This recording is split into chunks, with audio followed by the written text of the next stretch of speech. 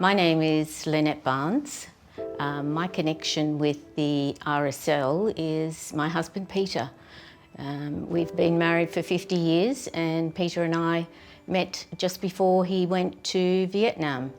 And so the RSL has only really recently been in our lives because Peter really didn't want to relive any of his memories for many, many years. But it has been a big part of our lives. In a word, overwhelming, difficult. We weren't really aware of what was going on. And veterans returning certainly weren't given any support or reach out to us if things aren't quite right. And we struggled. We never thought it was a result of Peter's time in Vietnam.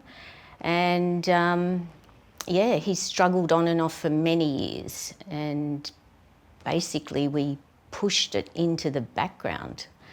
And then it sort of just couldn't be pushed away anymore when Peter turned about 50.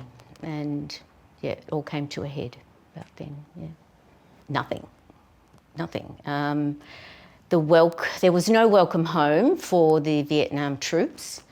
Everybody pretended it didn't happen, and if it was mentioned that Peter had been in Vietnam, people would be very guarded, so it was almost a shame. You felt shame. I don't know if Peter would use that word, but I started to think I don't belong to this group. I'm not married to a veteran. I know nothing about it. And so my reaction was just to pretend this isn't all happening. And it was sort of buried.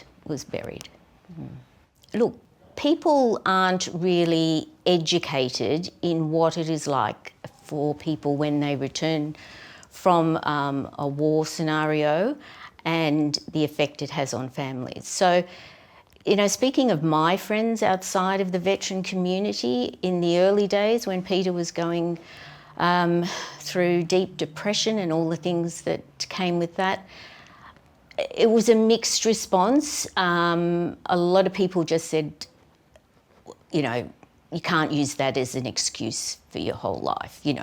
We're not still in the war zone. And to be honest, that was part of my mentality for a while. The war's over, we're living in the present. And it takes a lot of education and a lot of understanding and compassion, really, to take it all on board. And until you've actually spoken to people or show any interest, really, you have to be interested. People are very, in my experience, are fairly dismissive of what war can do to people. The RSL came into our life really, considering we've been married for 50 years, the RSL only came into our life in the last 10 years. And it has made such a big difference, particularly to Peter. His sense of belonging, the camaraderie. And in the last few years, I have joined in because I always felt it was sort of his domain, his time to spend with the veterans and, relax with them. But the environment here at Camberwell is so inclusive. So we've all been swept up with all the events, and we've all come to know each other, form lovely friendships, and just feel so supported. And I'm sure the veterans, feel respect. And I think that, for many Vietnam veterans, possibly previous war veterans, but I think particularly the Vietnam veterans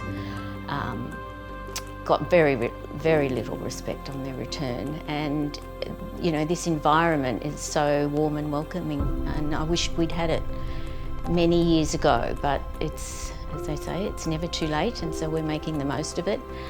And our family has never, I touched on before that we sort of put our heads in the sand and pretended it didn't happen.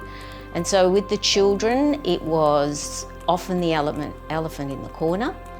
And Camberwell RSL has enabled us to bring the family here in such a lovely environment where everyone participates, and it's all set up for people to enjoy. So what a lovely place, and how lucky we are, and that, you know, we can enjoy it with our family, which is an added bonus. The Camberwell Pompey Elliott RSL is a place of welcome, respect, great generosity and support for everyone, and a great place that has welcomed our families, and that is very special, very special.